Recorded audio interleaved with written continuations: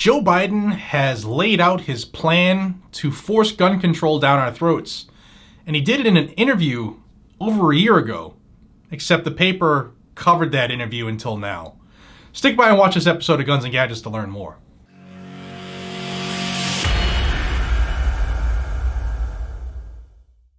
Hey everybody, welcome back to Guns and Gadgets, your premier source for Second Amendment news. We're going to dive into this Joe Biden interview where he laid out exactly how he's going to ram gun control through this year now that he's president. And before we get into that, and it's terrible, I just want to thank a couple of the people who make this all possible. Warrior Poet Society Network. If you're not familiar with them yet, you're living under a rock. Check them out. It's like a Second Amendment Netflix. There's also a bunch of popular Second Amendment YouTube channels that are now on there as well. So check them out. A link will be down below. Second of all, check out the USCCA. Ladies and gentlemen, with all of the things that are happening in the world today, where the country is at polar opposites, people need to have the training of what happens before, during, and or after an incident where you might have to defend yourself. And the USCCA membership does just that. There's lots of training on there. And you also get self-defense liability insurance, which can only help you, God forbid, you have to defend yourself from some crazed lunatic. And it's happening at a rate that is much greater than it ever was before. Check them out, uscca.com/GNG. Thank you to the Warrior Poet Society Network, and thank you to the USCCA for believing in Guns and Gadgets and helping to keep this channel running. So now let's get into Joe Biden and the interview that he did a year ago when he was running for president with the Las Vegas Sun. Now, the interview took place January 11th of 2020, and this was when Biden was still running for the presidential nomination from the Democrats' side. And this interview laid out exactly what he will do and how he did it last time when it came to forcing through things like an assault weapon ban and a magazine ban, and it gets worse. So stick by and watch this entire video because he lays it out there. But it was also interesting is that the paper, the Las Vegas Sun, waited until now to release this interview because it would be absolutely devastating and destructive to Joe Biden's campaign if this were to come out when the interview was recorded. So I'm going to put the specific part of this interview on the screen in a second, and this interview covered a whole bunch of things from economics to railroad and stuff like that. But we're going to focus on what we care about here on the channel, and that is preserving the right to keep and bear arms and the Second Amendment. So let's look at this. So the reporter comes out and asks, we have a two-part question on gun safety. One, as you sit within distance of the worst mass shooting in U.S. history, do you think assault weapon bans are enough? And two, although public sentiment for gun safety measures is growing and support for the NRA is weakening, there's still strong opposition to gun measures in the Senate. What's your plan for dealing with that opposition and successfully guiding your measures through the process? Now, real quick, this was before, again, this is a year ago, so this is before Joe Biden was president, and it was before he knew that he had a 50-50 split in the Senate and that his homegirl, Kamala Harris, would be the tiebreaker. And we've already seen her break the tie on the close votes we've already had, and that was the stimulus bill, where she was the 51st vote. So it's already happened, and it will happen again, mark my words. But let's get back to this interview. So Biden responds, first, I'm the only guy who's ever beaten the NRA nationally twice. I'm the guy who got the Brady bill up and passed and expanded, number one. Number two, I was able to include an assault weapon ban and the number of rounds that could be held in any magazine. What's fundamentally changed since then is two things. The spontaneous response in both Florida at Marjorie Stoneman Douglas High School, as well as what happened in Connecticut. And the gun safety movement is real. One of the things I talk about is restoring the soul of the country. If you want to talk about a sick soul, one of the first things our kids now have to learn at school is the ability to duck and cover. We're building schools that have abutments so you can avoid a mass shooting. When the president, Barack Obama, asked me to put together executive orders in light of what happened at Pulse all the way back through Connecticut, we got a lot of them passed. Well, that's because you don't pass executive orders. Dictators just sign them like fiats. But I'll continue. And this is significant. An overwhelming majority of NRA members thought we should do away with assault weapons. Really? There's no rationale whatsoever to have more than 10 rounds in a magazine, and even that is too much in my view. I believe we can get this done because it now has a profound impact in the following sense. People are finding out. I spent a lot of time working on mental health issues, and one of those things we found was that the single generation that is most at risk in terms of their mental health is Gen Z, 7 to 17-year-olds. And the greatest fear of that generation is being shot in school. It's generating legitimate, serious anxiety and affecting their mental health. So, one of the things I think people are realizing is the effect on an entire generation that in fact is really being impacted on in terms of long and short-term mental health issues. I also dealt with the folks in Silicon Valley. We have the capacity now to build any weapon where it can only be fired with your biometric marker. And that technology doesn't violate anyone's Second Amendment right at all. If you pass the background check, you can purchase a weapon which only you can pull the trigger.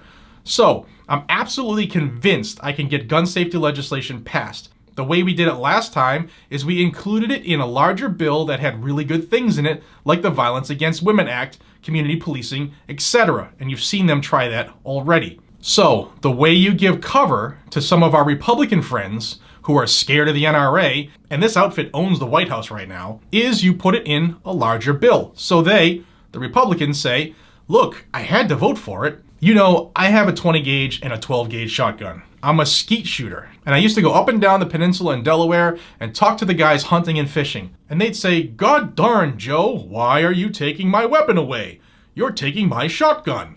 And I'd show them a picture of an assault rifle and say, you need this to hunt with?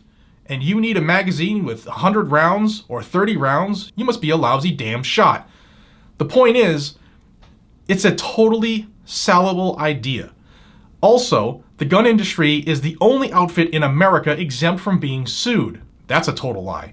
The only one. Imagine if that were the case with drug companies now. Well, yeah, actually, Moderna and Pfizer are exempt from being sued for this rushed coronavirus vaccine. But I'll continue. We'd still have 9 billion opioids being sold without warnings. But guess what? You can sue them. Imagine what we could do if we held the gun manufacturers accountable for lying about products, for producing products they know are doing great harm, etc.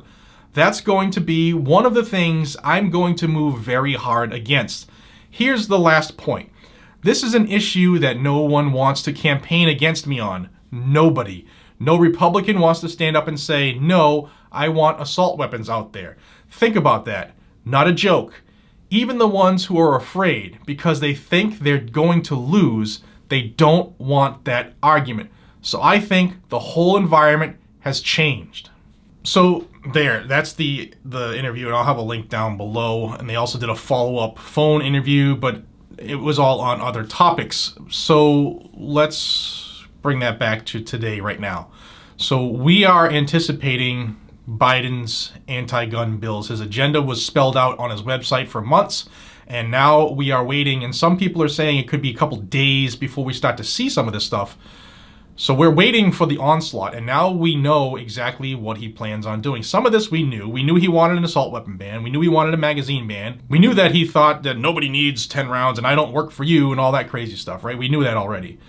But he laid out his plan on how he's going to get it done. He's going to include these bills in a larger bill.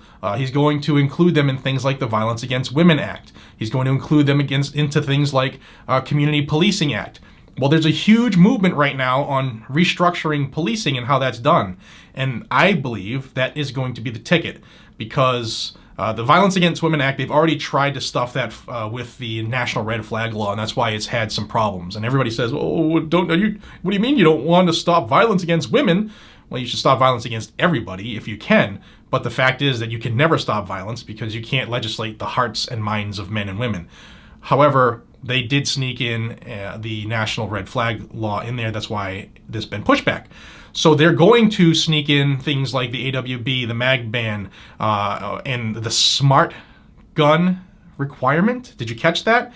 So Biden said that we now have the ability to create weapons where only you can pull the trigger. So yeah, there are some smart guns that are like prototypes, but they haven't been tested in things like mud, water, snow, ice, blood. And if I happen to get shot and my wife is in the same room and she can defend us, or some scenario similar, like she can't shoot my weapon because it's only coded for me. Yeah, okay. Another thing that is just, for some reason, nobody ever challenges any politician on this. The Second Amendment is not about hunting. It is not about how many rounds are in my magazine so that I can go take down a billy goat or whatever, a succubus. It's not about hunting, period. The Second Amendment is there to keep the government in line and to take back your country if it ever came to that point.